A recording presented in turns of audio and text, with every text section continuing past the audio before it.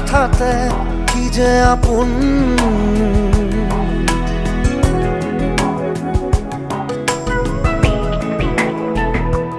এতিয়া নিজৰ ঘিয়াতে মই নিজেই আলহী আজৰি হৈ খবৰ ল'বাচোন তুমি আহিলে নামে বুকুলে খাওঁ তুমি নহ'লে উকা উকা মোৰ ফাগুন বাটৰ শেষতে বাট চাওঁ তোমালে লৈ যোৱাহি আজি তোমাৰ বাটেৰে